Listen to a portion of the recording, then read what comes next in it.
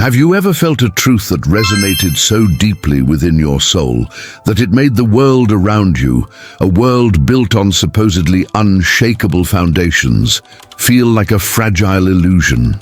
What happens when that personal truth places you in direct opposition to the most powerful forces of your time? This is the story of such a soul, a woman whose name was whispered in the hidden corridors of temples, a name erased from the grand monuments of pharaohs, but etched into the memory of the cosmos itself. Her journey begins not with a quest for power, but with a silent question that bloomed in the heart of a grand ceremony under the unblinking gaze of the sun god, Ra. The air in the great court of Karnak was thick with the scent of frankincense and lotus blossoms, a heavy perfume that clung to the linen robes of the assembled priests and priestesses. Sunlight, fierce and absolute, beat down upon the sandstone pillars, making the golden adornments of the pharaoh glitter with a divine fire. At the center of it all stood Merit, an initiate of the inner sanctum, her heart a vessel meant to be filled with the glory of Ra. The chants rose around her, a chorus of voices praising the sun, the giver of life, the righteous judge whose eye saw all. But as the high priest raised his arms, his voice echoing across the courtyard, Merit felt a profound dissonance. She looked toward the solar disk, the symbol of the god, and saw not the wrathful, singular eye of official doctrine, but something else. For a fleeting moment, the blinding light softened, and within its core, she perceived a gentler, more profound luminescence, a presence that felt not like a king on a throne, but like the warmth of a mother's embrace. It was a light that did not judge, but nurtured. A subtle tremor ran through her. This vision, this feeling, was a heresy she could not speak. Her gaze faltered, and she saw the high priest's eyes, dark and sharp as obsidian, fix upon her for a fraction of a second. In his look, there was no warmth, only the cold calculation of a man guarding a rigid truth. The ceremony concluded. The crowds dispersed, but the seed of heretical light remained within Merit's heart. That evening, as shadows stretched like ink spills across the temple floors, she was summoned by Iset, the eldest of the priestesses, a woman whose face was a roadmap of forgotten histories. Iset's eyes held the calm depth of the Nile at midnight. She did not speak of the ceremony.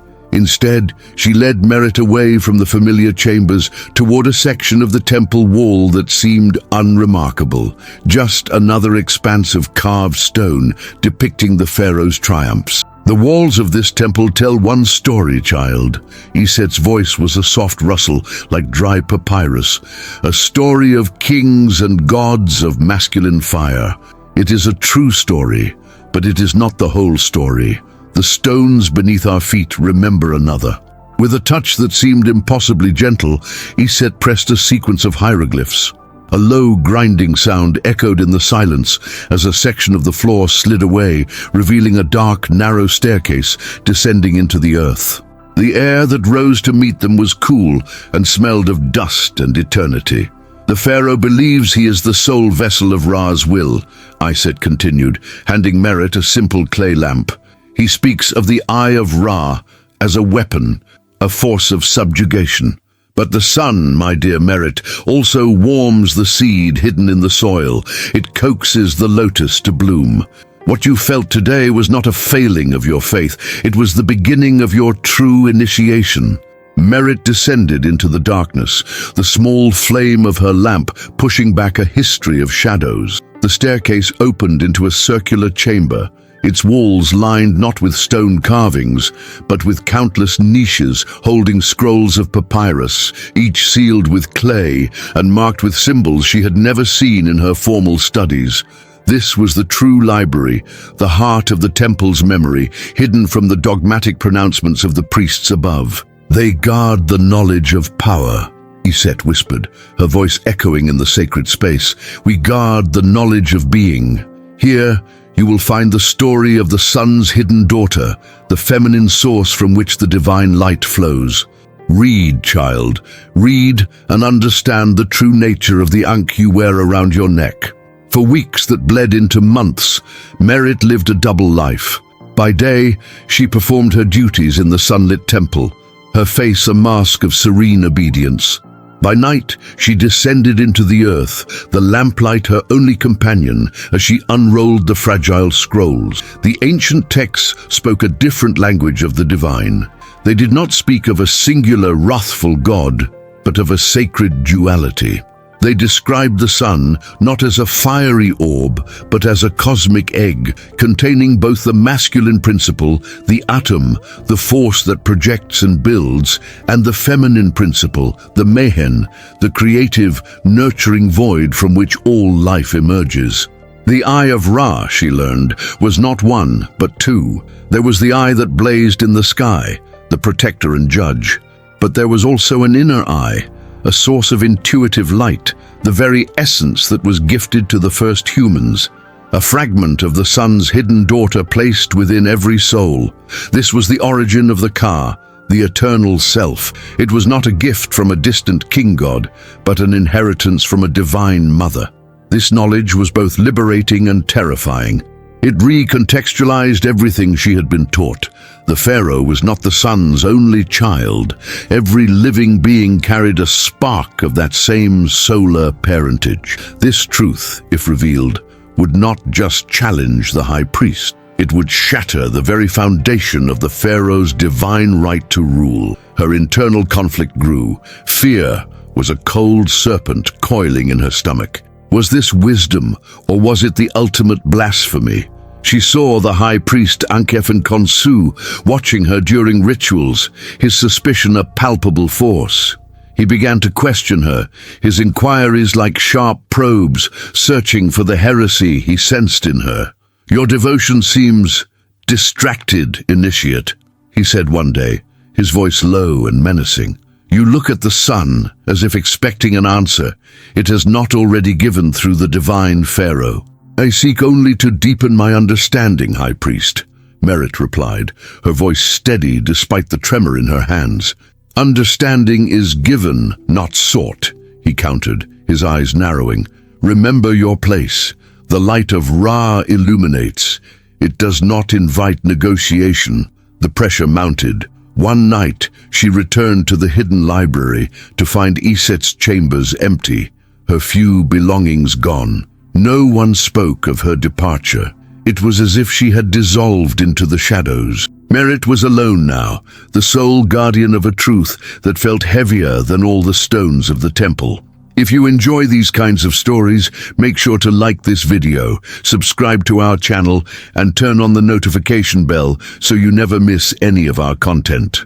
And tell us in the comments where you are watching from. We would love to know. Driven by a desperate need to find the final piece of the puzzle, the key that would unify this dangerous knowledge, Merit searched the library with a new urgency. She found it hidden within a false scroll case, the Codex of the Unblinking Eye. It was not papyrus, but thin sheets of hammered gold etched with the finest, most elegant hieroglyphs she had ever seen. As her fingers traced the golden lines, the truth flooded her consciousness not as a story, but as a living memory. The Codex described the moment of creation, the separation of the masculine and feminine aspects of the solar source. It revealed that the soul's journey through life was a quest to reunite these two forces within oneself, to balance the outer fire with the inner light.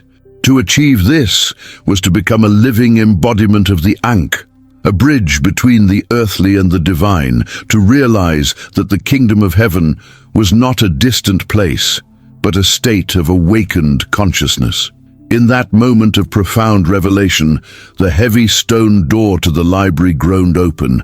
Ankhefen-Khonsu stood there, flanked by two temple guards, his face a mask of triumphant fury. "Heresy!" he hissed, his voice dripping with venom. "I knew you were poisoned with forbidden thoughts. You commune with darkness and call it light. You are mistaken, High Priest," Merit said, rising to her feet, the golden codex held to her chest. She felt no fear, only a strange, serene clarity. "I have found the light that exists behind the light, the source of all our souls." "Blasphemy," he roared. "You deny the singular divinity of Ra and his chosen son, the Pharaoh. You will be judged for this." As the guards moved toward her, a strange phenomenon occurred. The small flame of Merit's lamp did not flicker or die.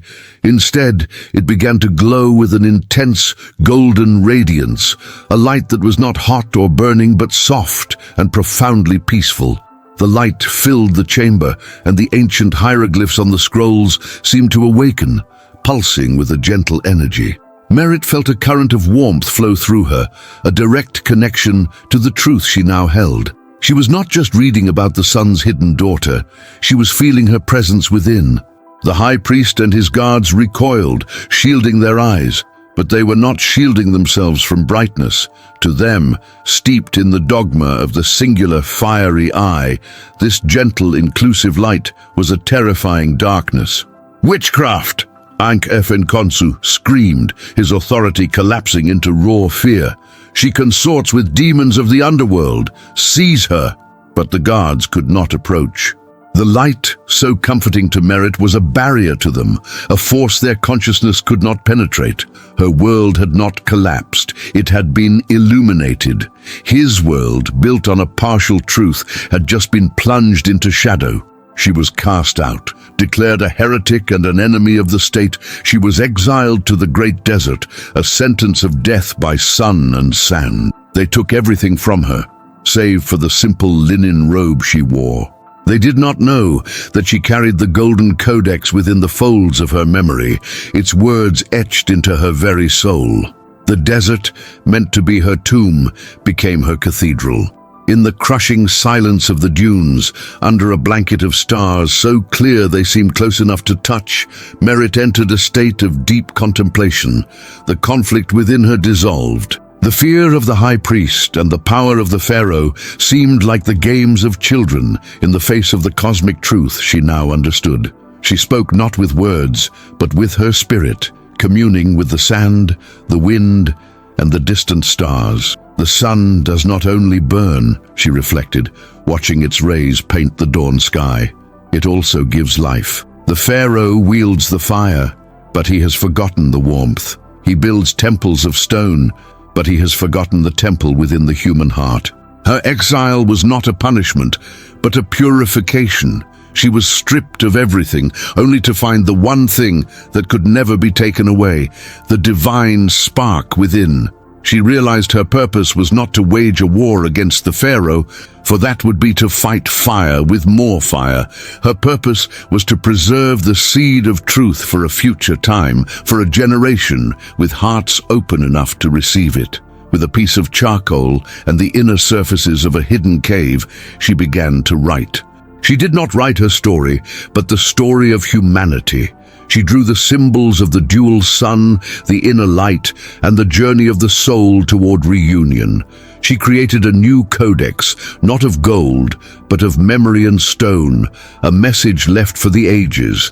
Her legacy was not a throne or a monument, but a quiet truth waiting patiently in the dark, a key to a door that many had forgotten even existed. She left a final symbol at the entrance to the cave, a lotus flower blooming from the center of a solar disk, a promise that even in the harshest of lands the soul could blossom. What forgotten truths lie dormant within our own hidden caves, waiting for the right moment to be rediscovered? And if you like this story, you will definitely love the next one that's appearing on your screen. Don't forget to subscribe to our channel, leave your like, and activate the notifications. See you in the next one.